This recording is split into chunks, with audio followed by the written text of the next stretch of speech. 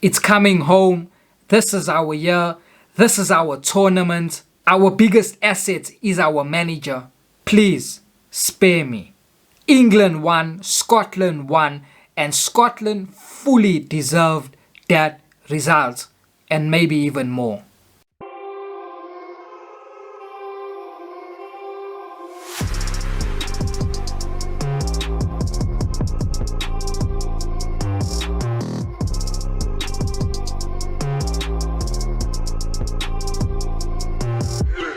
England are going to waste another golden generation of world-class talented footballers because their talent is in the wrong hands. If you're watching this video and you haven't subscribed to the channel yet, don't be like that. Subscribe right now so you can see more content of this quality. Let's go. They need to make a change, and make a change quickly when it comes to who's in the dugout of the head coach.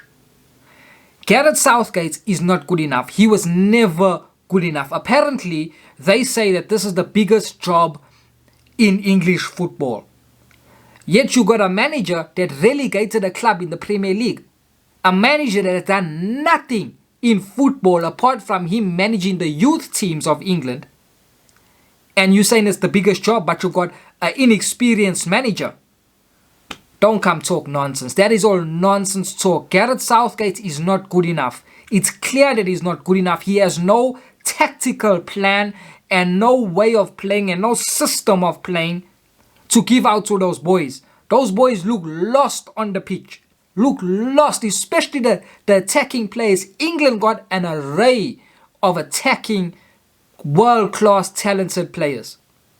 The names just roll off your tongue when you speak about them. The Jack Grealishes, the Phil Fodens, the Harry Kanes, the Marcus Rashfords, the Jadon Sanchos, it just rolls off your tongue. Mason Mount. Yet all these players, all of them are performing poor.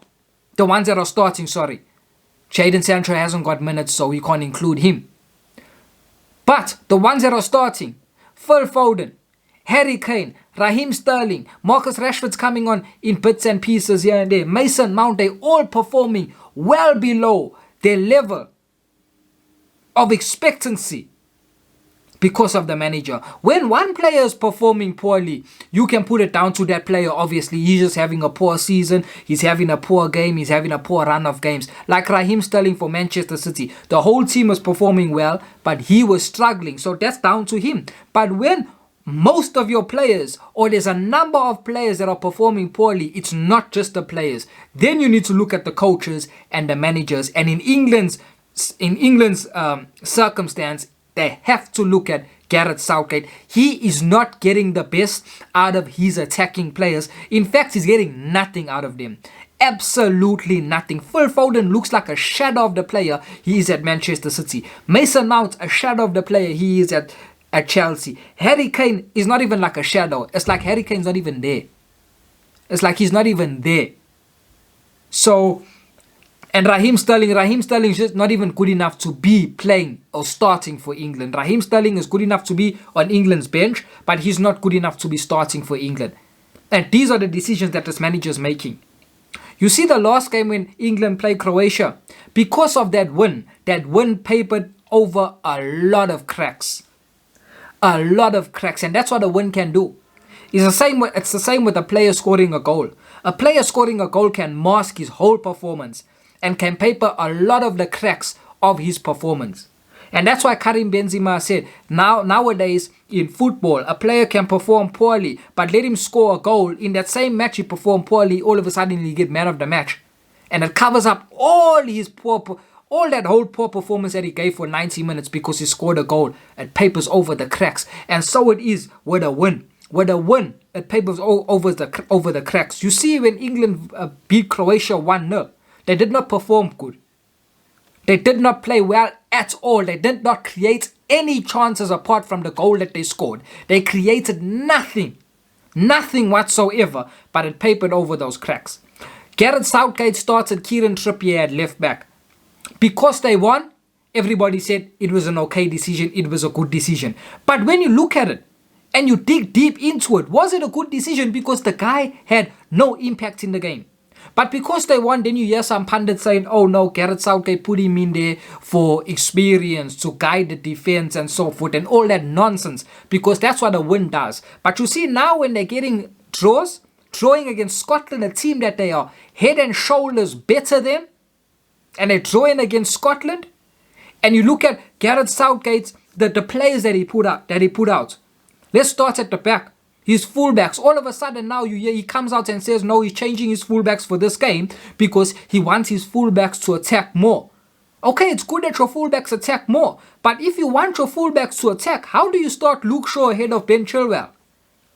Luke Shaw's main attribute as a fullback is his defensive ability. He's one of the best defensive fullbacks in world football. He's one of the best left backs in world football when it comes to the defensive parts of the game. Attacking, there are many fullbacks that are better than Luke Shaw going forward. Many fullbacks. Ben Chilwell is one of them. Ben Chilwell is much better than Luke Shaw going forward.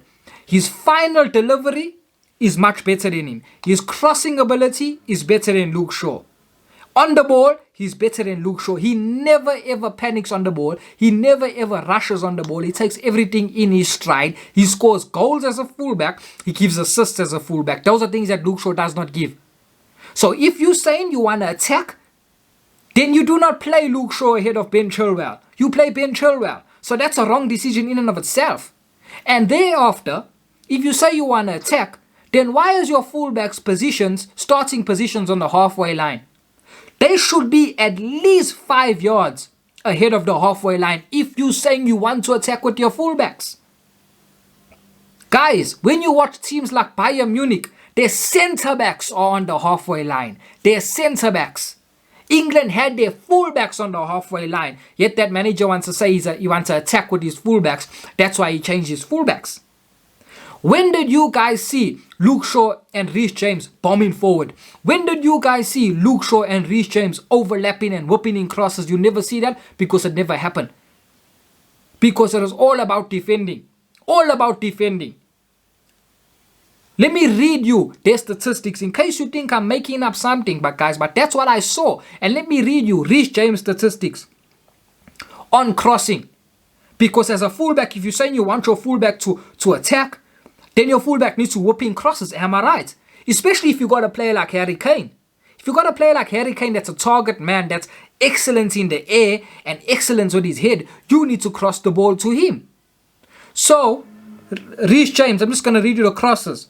Reece James played 93 minutes. Played 93 minutes of the game.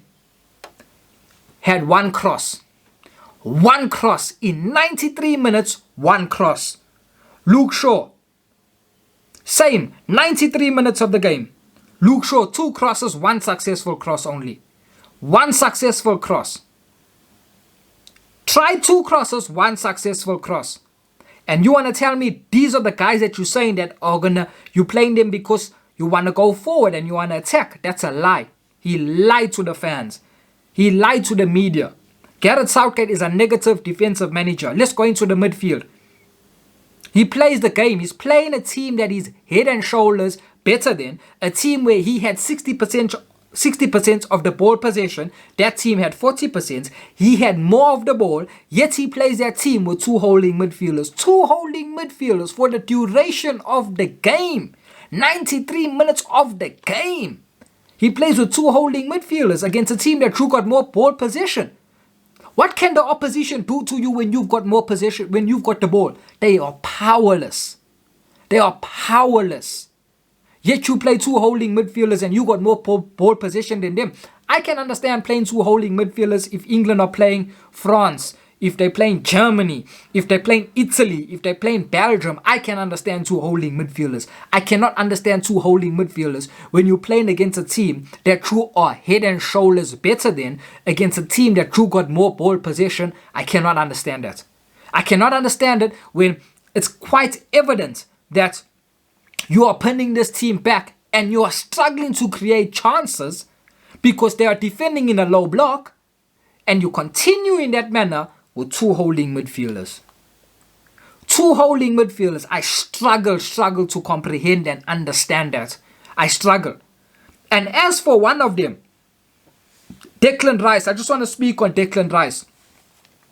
Now, Declan Rice is a good player, but that's all he is a good player. He's nothing more than a good player. Manchester United are linked with Declan Rice, and I've got no doubt in my mind that next season United will sign Declan Rice. No doubt in my mind. I've watched many games of Declan Rice, and you can't see him on the pitch. You can't see that boy on the pitch at all. At all. But when I'm watching Ndidi, I see Ndidi. When I'm watching Busquets, I see Busquets. When I'm watching Fabinho, I see Fabinho. I see Basuma. I do not see Declan Rice on that pitch. And it is the same today. You did not see Declan Rice. I saw bits of Calvin Phillips, but I did not see Declan Rice. Apart from Declan Rice getting the ball and playing simple 5-10 yard square passes. But apparently this is the guy that has a passing range. So if he has a passing range, then he needs to be getting the ball like Sergio Busquets and making the passes that Busquets makes over the top of the defense, clipping the ball over the top of the defense, or like Fabinho that can spray it. Spray 20-30 yard passes. Diagonal passes, he's making nothing like that. You don't see him in the game. As I'm saying, Declan Rice is a good player, but that's all he is a good player. And for a club like Manchester United, they should not be signing good players. They should be signing the best players that are available, not good players. Not every good player needs to be playing for your club. If you're supporting Man United, if you're supporting Liverpool, if you're supporting Chelsea or Manchester City or Real Madrid or Barcelona, not every good player needs to be playing for your club because a player is a good player and your club must sign him. No, your clubs should be signing the best players that are available, and Declan Rice is not one of the best players that are available as a CDM. He's not. Let me read you his statistics in case you think what I'm saying is not true. So Declan Rice played the whole game. 93 minutes, 90 minutes, whatever you want to call it. Okay? Ground duels. 2 ground duels he attempted. He won 1 ground duel. In 93 minutes, 1 ground duel he won. And now I understand that you can say, oh yes, that's because obviously England had 60% ball possession. Yes, but Scotland did have the ball. And Scotland even looked better than England on the ball. And they looked more dangerous than England on the ball. And we still did not see Declan Rice in and around Scotland to get the ball from them. 1 ground duel he won. Aerial duels. He competed for 4 aerial duels. He won 0 aerial duels. Interceptions, 0 interceptions. 0. Now these are the statistics of, according to Manchester United and according to England, one of the best holding midfielders. Guys, this boy is overrated. He's overrated. And then we go furthermore. You got people like Mason Mount. Now, I think Mason Mount was one of England's better performers today. I think he was one of England's better performers. I do think that. However, he's clearly struggling in creating chances. He created 1 big chance. Played the whole game, he created 1 big chance for England. Got 60% of ball possession, created 1 big chance for England. It's clear that he's struggling. Now, I'm saying that Declan Rice was one of England's better players, but he's clearly struggling to create chances, of which it is his prime objective as a number 10 central attacking midfielder to create chances. The team relies on him to create chances, to feed Harry Kane, to feed Raheem Sterling, to feed Phil Foden. It's Mason Mount's duty to link the midfield to the attack. He's the link player. He plays in the pockets. He plays in between the lines. And he created 1 big opportunity. It's clear that he is struggling. He is struggling to be that player that they need to be in playing in the number 10 position. So what you need to maybe do is partner him up with maybe a Jack Grealish. Or even put Jack Grealish there, because Jack Grealish is better than Mason Mount. He is currently better than Phil Foden, and he's much better than Raheem Sterling. The manager has to make decisions, but he won't make these decisions. You know why? Because it's easy to bench Jack Grealish. There's not a lot of media that will get on him. Whereas if you're benching someone like Mason Mount, There's a lot of media that's going to come for him. Benching someone like Raheem Sterling, there might be a lot of media that comes for him. So it's taking the easy decision out. But Mason Mount needs help. He needs help. Why do you think you see players like Phil Foden dropping deep? Everything Phil Foden, most of the touches Phil Foden got in this game was because Phil Foden left the right wing and he came into the midfield, deep into the midfield to get the ball. Same with Harry Kane. Harry Kane has to leave the number 9 position and come deep into the midfield as a striker to get the ball because the midfield cannot get the ball and feed the ball to the attacking players. They cannot do that. And some of that responsibility is on Mason Mount. It's on that whole midfield 3. It's on Mount, Calvin Phillips, and Declan Rice. They need to be feeding the attacking lineup, especially Mount. He's the link player. And they're not doing that. They can't get the ball to the attackers. They just can't. They can't make that transition with the ball. They can't break the lines. They can't make those passes that break the lines. They can't carry the ball to the players. And that's where Jack Grealish comes. Jack Grealish is one of the best ball-carrying players in the world. But he's on the bench. So Mason Mount, as I said, he was one of the better performers for England. However, he needs help. He needs help because he cannot get the ball to the attacking players. He cannot get the ball to the attacking players. Then you got someone like Raheem Sterling. Raheem Sterling should not be starting for England if England are serious and they want to do something in this tournament, let even alone win it. Raheem Sterling should not be starting. Raheem Sterling does not have the technical ability to be playing at a high level. He doesn't have the technical ability. His ball control is so bad. There were many times where even Mason Mount was chipping the ball over the defense. Raheem Sterling could not control that ball. Raheem Sterling's decision making is extremely poor. His footballing IQ is poor. These are all things. He can't shoot. He doesn't have any shooting ability. These are all things that play against Raheem Sterling. He should not be starting when there are better players than him. Even Marcus Rashford is better than Raheem Sterling. And Rashford as well makes wrong decisions. But he makes them less than Raheem Sterling. I watch Manchester City's games. I watch all of Manchester City's games. Do you know how hard it is and how frustrating it is when you're watching people like Raheem Sterling and Gabriel Jesus? Every decision they make is wrong on the pitch. Every decision. Raheem Sterling should not be starting. And another thing, when I was speaking about earlier, I said papering over the cracks. I said a win papers over the cracks. And a goal for a player papers over the cracks. Raheem Sterling scored a goal last week and once even a proper goal because the ball hit the keeper. Anyway, he scored a goal last week. His performance was average, but because he scored a goal, people said he had a good performance. Moreover, because he scored a goal, now Raheem Sterling has to be in a starting lineup for England going forward for the next couple of games. He cemented his place in the lineup because he scored a goal. It should never be like that, yet it is like that. In England and in modern day football, it is like that. But if I can take you back to a time under Sir Alex Ferguson where we had Dimitar Berbatov. Berbatov in one game scored a hat-trick.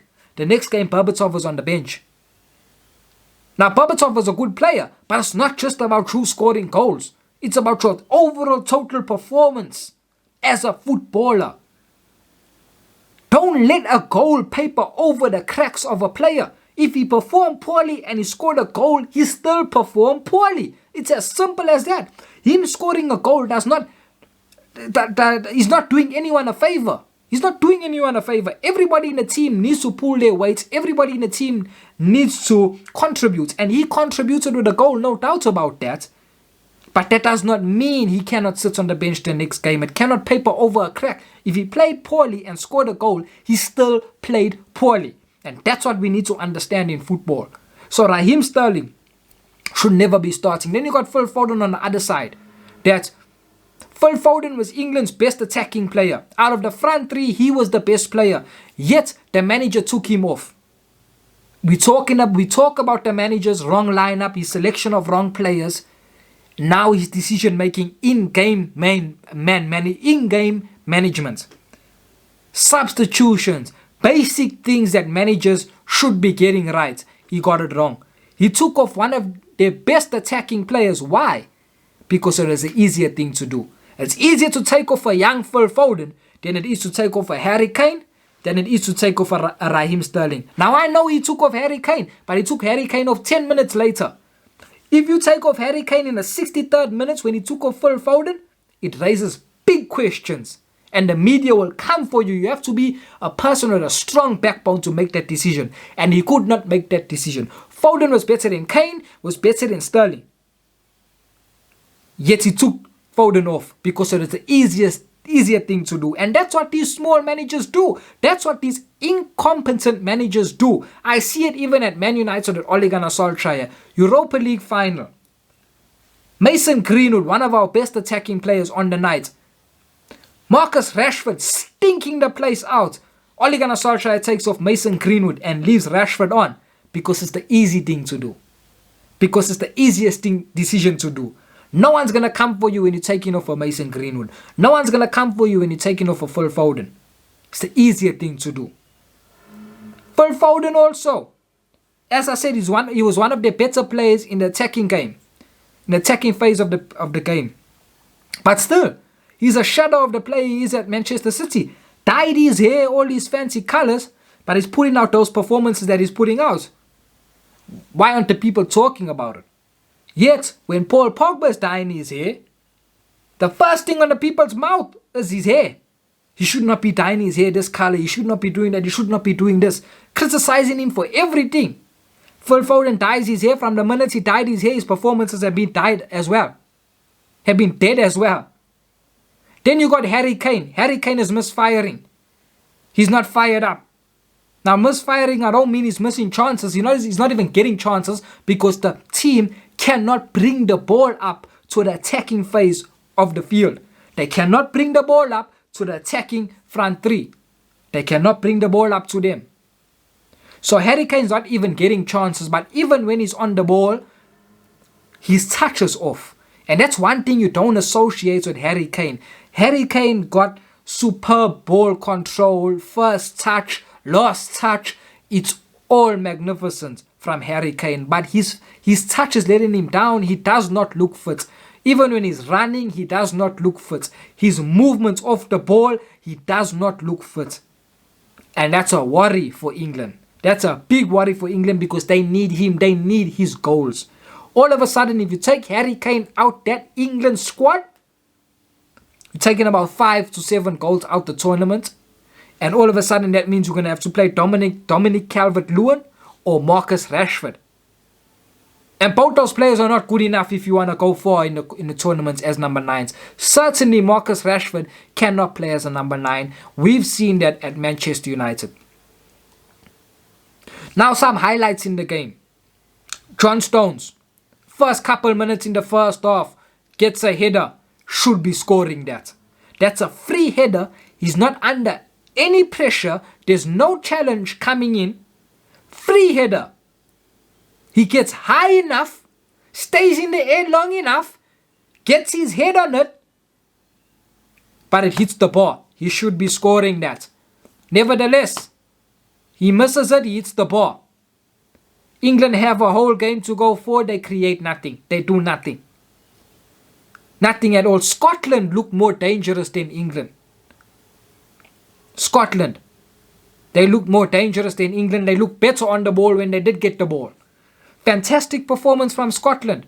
Have to mention Billy Gilmour. Have to. Manchester United are out here looking at McGinn. Yet Billy Gilmour was better than McGinn and is better than McGinn.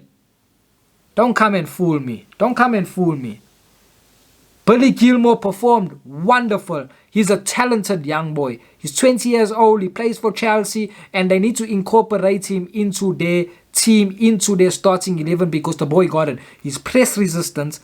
Because of his size, he can maneuver himself out of certain situations. He's magnificent on the ball. His technical ability is very good.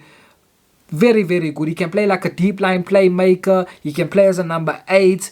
He reminds me a lot of Barella. Barella that plays for Italy, that plays for Inter Milan. He reminds me a lot of Barella. But he's very good. Billy Gilmore is very good, and he won the man of the match, and rightfully so. Fantastic performance from him. But Manchester United are looking at John McGinn. So anyway, guys, England are not going to make it far if they continue to perform like this. They've got no rhythm.